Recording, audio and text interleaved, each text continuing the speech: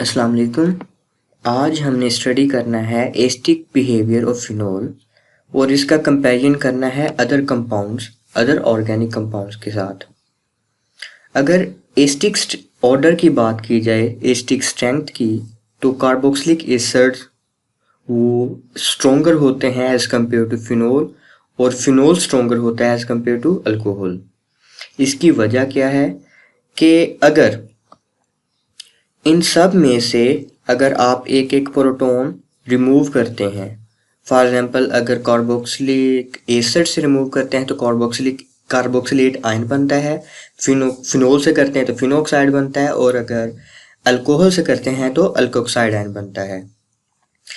जो carboxylic acid का carboxylate ion का जो नेगेटिव चार्ज है वो दो oxygen, highly electronegative oxygen atoms के दरमियान रेजोनेट करता है, डिलोकलाइज्ड होता है, इसलिए वो आयन ज़्यादा स्टेबल है as compare to phenol. Although phenol में 5 रेजोनेटिंग स्ट्रक्चर बनते हैं, लेकिन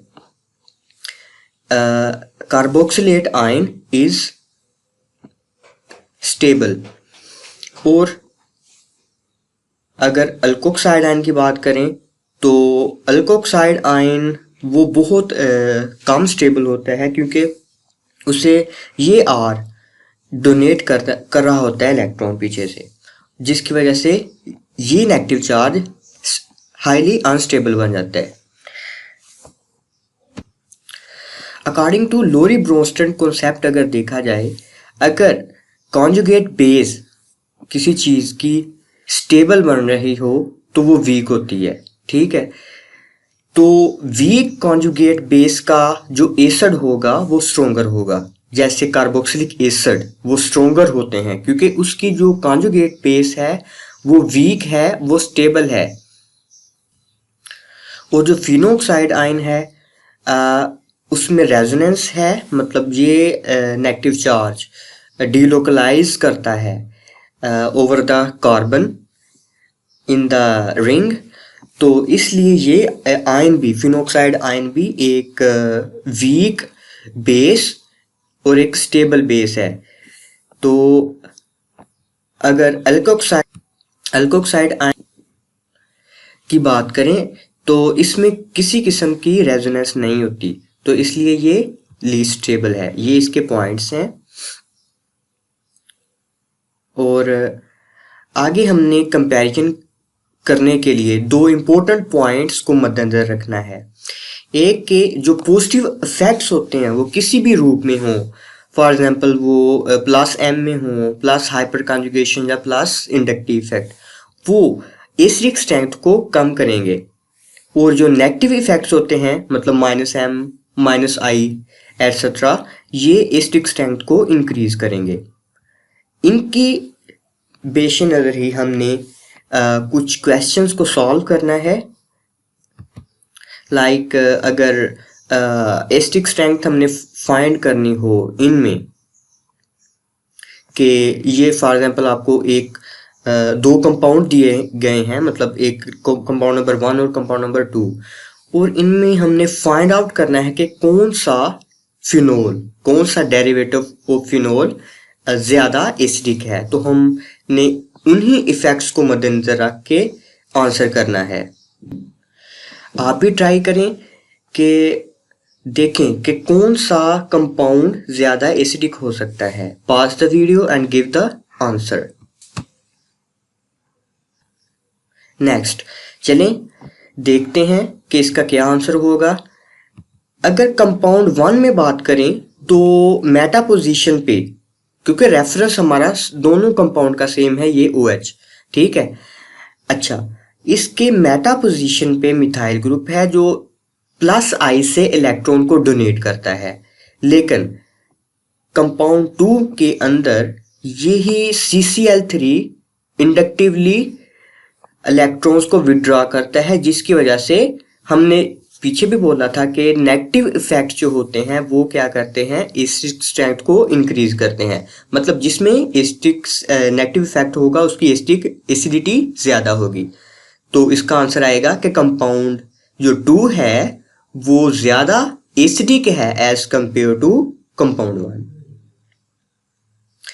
और अब देखते हैं नेक्स्ट को, मतलब ये वाला हमारा क्वेश्चन है कि ये 3 कंपाउंड्स आपको गिवन हैं, इनमें आपने फाइंड आउट करना है कि कौन सा एसिडिक ज़्यादा है और कौन सा लीस्ट एसिडिक है। फिर आंसर करें उन्हीं इफेक्ट्स को मद्देनजर रखते हुए। अब देखें कि जो कंपाउंड 1 है वो उसमें ना तो कोई प्लस इफेक्ट्स हैं ना कोई नेगेटिव इफेक्ट्स हैं। जो कंपाउंड 2 है उसमें मेटा पोजीशन पे जो OMe है वो -I इफेक्ट से इलेक्ट्रॉन को विड्रॉ करता है, ठीक है। और जो कंपाउंड नंबर 3 है उसमें जो हमारा नाइट्रो ग्रुप है वो मेसोमेरिक इफेक्ट से इलेक्ट्रॉन को विड्रॉ कर रहा है।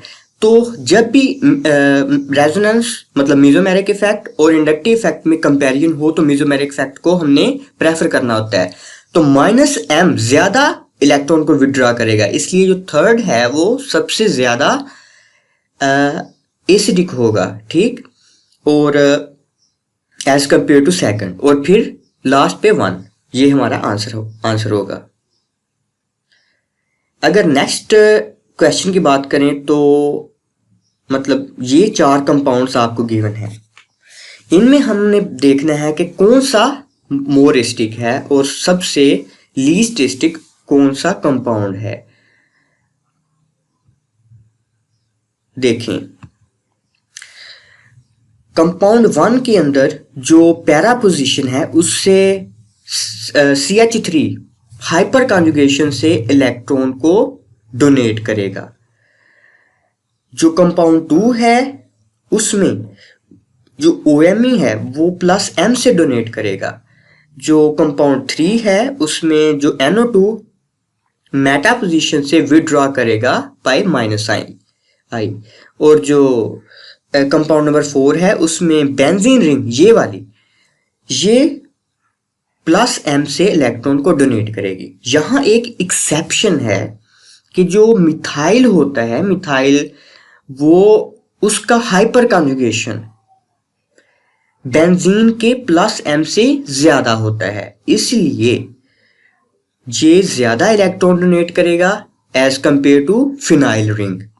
तो इसकी एसिडिक जो ऑर्डर है वो हमारे पास आएगा कि जो कंपाउंड 3 है क्योंकि उसमें नेगेटिव इफेक्ट आ रहा है वो सबसे ज्यादा एसिडिक होगा, फिर कंपाउंड 4 और फिर कंपाउंड 1 और कंपाउंड 2।